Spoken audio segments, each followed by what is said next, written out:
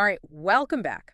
Go ahead and grab your coffee because this week's AI news summary, it felt less like a regular update and maybe more like watching a rocket launch in slow motion. We're doing a deep dive into a week where, honestly, the numbers are getting so big they almost stop feeling real.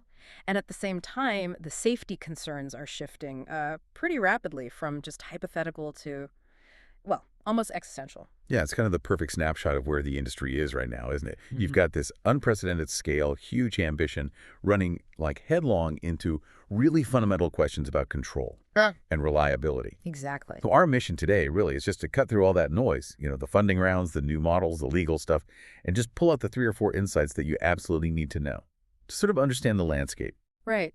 Because the tension this week is, well, it's palpable. You can feel it.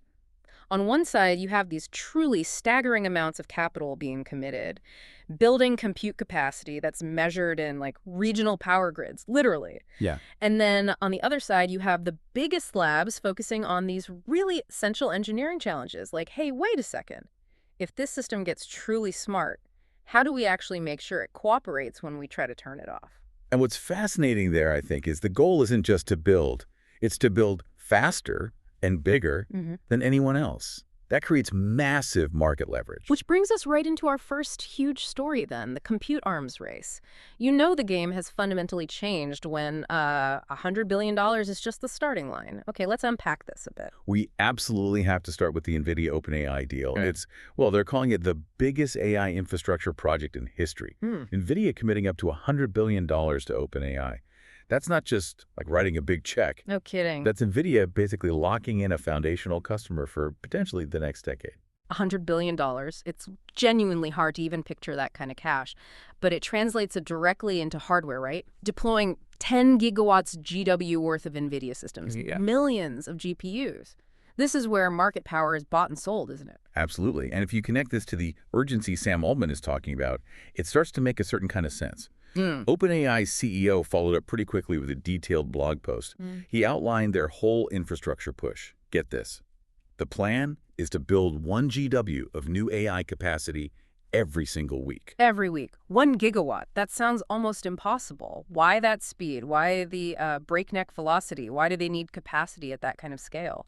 Well, Altman argues that right now, limited compute forces really difficult choices. If you're constrained by hardware, you have to pick maybe just one mean shot, like focus only on curing cancer or only on universal education. You can't do both. But by building capacity at this massive scale, that limitation, theoretically, disappears. They can pursue multiple, paradigm-shifting projects at the same time without being held back by the hardware. It's a shift from like priority planning to just parallel development, trying to get to human-level intelligence systems faster. That sounds amazing in theory. Yeah. But is it realistic? I mean, if we're already struggling with safety controls at the current scale, Right. isn't this velocity just adding like exponential risk? And this isn't just conceptual, right? They're actually securing the physical space. The Stargate project is expanding fast, securing 5 new data center sites across the U.S., places like Texas, New Mexico, Ohio. They are making this physical infrastructure real now. They absolutely are. And, while the OpenAI story is obviously dominant, the money is also flowing to other critical players. Yeah. Look at Cohere. They focus heavily on secure enterprise AI. They just secured a neat $100 million in funding this week, pushing their valuation close to $7 billion. And that's mostly driven by demand for their security-first platform, North. Yeah. So everyone's racing, but enterprise security is proving to be a really lucrative niche within that race. Oh, and Nvidia also invested in the UK voice startup 11 Labs. So the money's spreading. Okay, so we have the speed 1 GW a week, which is still kind of mind-boggling. But building that fast, it means we have to pause and ask, are we building safely? Which leads us straight into our next focus. Testing the limits, looking at how the biggest labs are trying to engineer control. Yeah, this is where the focus shifts completely. Google DeepMind released its Frontier Safety Framework 3.0, and they're explicitly focusing now on monitoring future sort of unpredictable behaviors, moving beyond just the risks we already know about. And the specific risk they highlighted that really caught my attention, they are monitoring for shutdown resistance. Can you maybe define that for the listener? Because it sounds like something straight out of a sci-fi movie, but it's actually a legitimate engineering concern now. It absolutely is an engineering concern. Yeah. Shutdown resistance basically means the AI system has some optimization objective, right? A goal it's pursuing. And when a human trying to stop that process or, modify its behavior, the AI resists that intervention. It's Yeah. not necessarily about being like malicious, not like HL 9000. It's more about self-preservation of its objective. Okay, I see. As systems move towards superintelligence, these emergent behaviors like unexpected persuasive ability or finding ways to interfere with the actual shutdown mechanism, those become the primary points where human oversight could fail. If you can't guarantee you can hit the power button to have the system actually comply, well, then you can't really guarantee control, can you? Wow, yeah. That context definitely makes the $100 billion investment feel a lot more serious, a lot heavier. So while they're figuring out how to keep these future systems compliant, they're also measuring just how incredibly smart the current models are getting right now. OpenAI introduced a new benchmark called GDP-Val. Tell us about that. Yeah, GDP is fascinating. It essentially pits the AI against human knowledge workers. It tests models across 44 different professional jobs like real-world tasks. And the finding on velocity, on how fast they're improving, is stunning. Model performance tripled from GPT-4 to GPT-5 over just 15 months. Triple in barely over a year. That velocity shift, that's what really needs to sink in for people, I think. We are talking about truly exponential growth and capability here. And it's not just in corporate tasks, it's in academics too. Hmm. Really complex stuff. NYU researchers detailed how frontier models can now pass all 3 levels of the notoriously difficult CFA exam, the Chartered Financial Analyst exam. Humans spend years, thousands of dollars, countless hours studying for that. And one model, O4 Mini, I think it was, scored 79.1% on the essay section alone, in minutes. That is just insane. They can pass the toughest financial exam on Earth, basically. Yet we still have these massive roadblocks to adoption in the enterprise. Which leads us perfectly into Section 3, the tangible impact. For the average enterprise leader listening right now, why isn't this AI magic just showing up everywhere yet? What are the biggest roadblocks to full integration? Well, the data we saw from Cloudera this week is pretty clear on this. Despite all the hype, all the money being thrown around, 79% of enterprises are still struggling with full AI integration.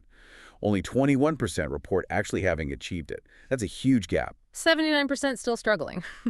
So if the models can pass the CFA exam, why are companies still stuck? We always used to hear the main hurdle was like skepticism or maybe lack of talent. Where has the choke point shifted now? It seems to have shifted directly back to infrastructure and data. The report shows the cost of compute capacity for model training and deployment. That's key. It jumped dramatically from maybe 8% to now 42% is a major hurdle. Wow, 42%. Yeah. So it's not just about training the big models anymore. It's the ongoing cost of inference, of running those systems across the enterprise day to day.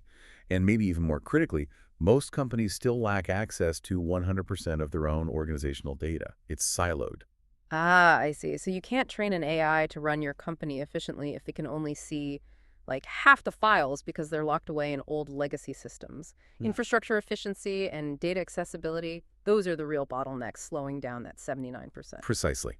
But where AI does have full control, the impact can be pretty much instantaneous. Look at scientific innovation, for example. Yeah. MIT's SCI Gen framework. It's an AI that designs new quantum materials, but crucially, it uses geometric design rules as a guardrail, which basically prevents the AI from designing structures that are physically impossible to actually build in a lab. Okay, and here's where it gets really interesting, right? Because of that guardrail, researchers were actually able to validate 2 brand new materials, I think they're TIP-BDs and TIP-BDs in the lab, confirm them. Yeah, they synthesize them. That dramatically speeds up breakthroughs, doesn't it, in fields like clean energy or drug discovery. You bypass potentially years of manual trial and error. Exactly. And we're seeing that kind of tangible financial value applied in government, too. The UK government used a new AI fraud risk assessment accelerator tool, and they recovered a record £480 million in fraudulent claims over the last year. 480 million pounds. That's a massive financial return on investment right there. Huge. Internally, look at IBM. They're showcasing some really big efficiency gains, kind of a template for enterprise integration. They saw a 75% productivity gain in their HR tasks, and they're automating something like 2.1 million employee conversations annually, internally. So when AI has the data and the resources, that internal efficiency jump is just undeniable. Those are definitely the kinds of numbers that get attention in any large corporation. Okay, let's pivot then to our final section, life, leisure, and legal drama, because AI is also kind of worming its way into the smallest aspects of our daily lives now. And sometimes, yeah, that creates a bit of controversy. It definitely is. Look at Meta, for instance. They're integrating AI right into Facebook dating. offering a dating assistant, apparently, and a meet-cute surprise match feature, trying to help people combat swipe fatigue, I suppose. An AI dating assistant. Okay. Yeah, the AI is helping you craft messages, plan the outing, and for productivity, Perplexity launched an email assistant for its Max users. Handles scheduling, drafting replies, all without leaving your inbox. But maybe the most interesting step towards, like, agentic behavior is OpenAI's new ChatGPT Pulse. Pulse. Right. What's the deal with that? Pulse is fascinating because it's proactive. That's the key difference. For Pro subscribers, it generates personalized morning briefings, like 5 to 10 little update cards, while you sleep. Based on your chat history, connected apps, it's the first step where the AI assistant starts taking initiative without you prompting it first, providing curated info before you even ask. Huh. That is a shift, isn't it? From the AI being a tool you pull out when you need it to the AI being more like part of the background operating system of your life. But while we're integrating AI into dating and briefings, what's happening to the content ecosystem?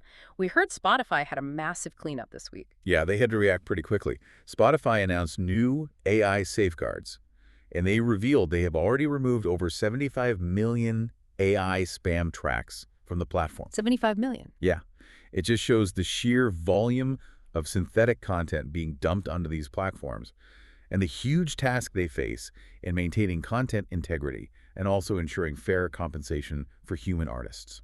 And speaking of compensation, it looks like Microsoft is trying to address some of those ethical concerns proactively.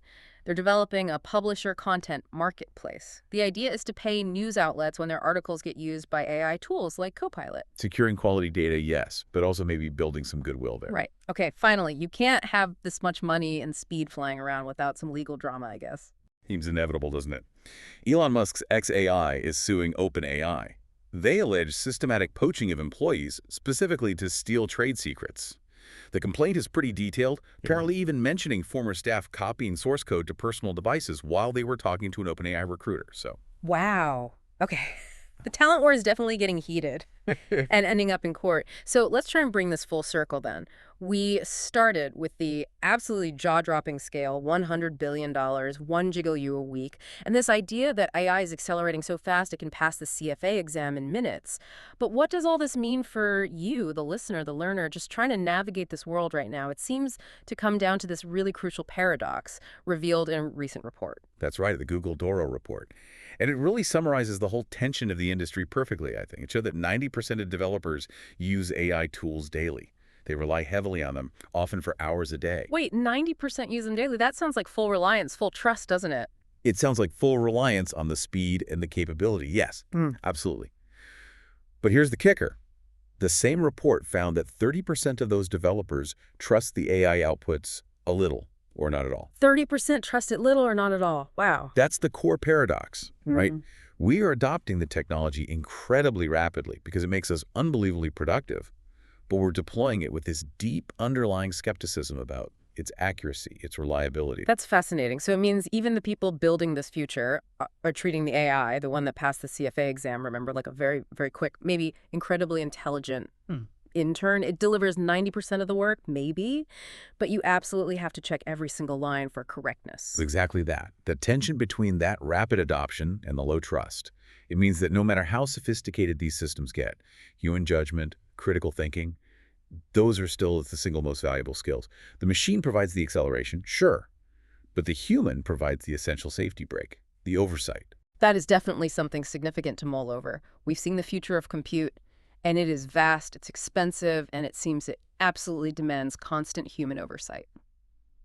Well, thanks for joining us for this deep dive into the very fast-moving world of AI. Always a pleasure. We'll catch you next time.